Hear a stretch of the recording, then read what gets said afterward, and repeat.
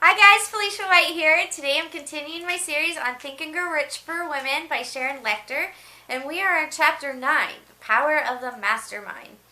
And I want to begin by reading a quote by Helen Keller, and she says, "Alone we can do so little, together we can do so much."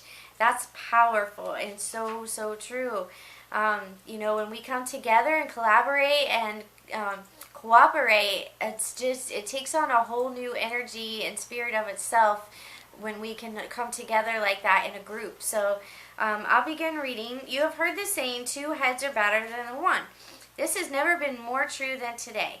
The business world is shifting, where for many years business was based on intense competition and created a win-lose environment. Thankfully, we are now seeing a transformation where collaboration and cooperation create a win-win platform for business."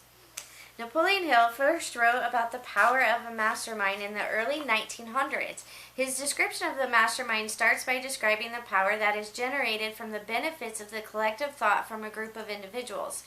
Power is required for the accumulation of money. Power is necessary for the retention of money after it has been accumulated. The power he refers to is not dictatorial power, but rather the power that is gained from acquiring knowledge. He shares that there are 3 sources of organized knowledge. Number 1, infinite intelligence, which is drawn upon through creative imagination as described in the chapter on imagination. Number 2, accumulated experience. This is where Hill includes all formal education as well as knowledge that is recorded and available in a public library. Today, you would include information accessible through the internet with the warning that you need to validate the sources of information. And number 3, experiment and research. While Hill referred to scientists who seek out new knowledge through experiment and research, I believe this also refers to anyone seeking new territory, building new businesses, taking the less traveled path, where again creative imagination comes into play. This is the essence of the power of the mastermind. Hill defined the mastermind as follows. The mastermind is the coordination of knowledge and effort in a spirit of harmony between 2 or more people for the attainment of a definite purpose. He then describes that there are 2 distinct advantages of the mastermind. First, the obvious economic advantages from the results gained through collective effort. You gain the advantage of the experience, education, native ability, and imagination of other minds in your mastermind. This type of cooperative alliance generates the foundation of almost every great fortune.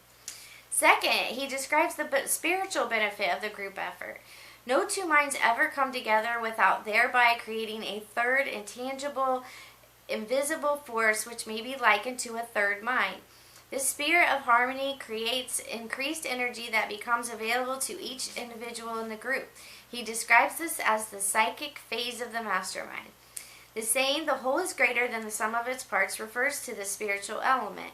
Can you remember a time when you were involved in a team project where the interaction provided this increased energy, usually adding an element of fun to the project itself? Now the opposite is true as well. When you are involved with a group initiative where there is disharmony, the increased negative energy may be expressed through conflict or increased frustration and can make the attainment of the group's defined definite purpose that much more difficult to accomplish. This is particularly true when the leader takes a dictatorial role over the mastermind, which dramatically impacts the collaborative or the collective brainstorming ability of the group. So now I want to read about, this is a good example on the benefit of a power of a mastermind. Natalie Ledwell started her company Mind Movies and quickly learned the positive exponential power of using a mastermind. She shared, "The power of 1 is something, but when you power that by 10, you create a whirlwind and a tidal wave that cannot be stopped."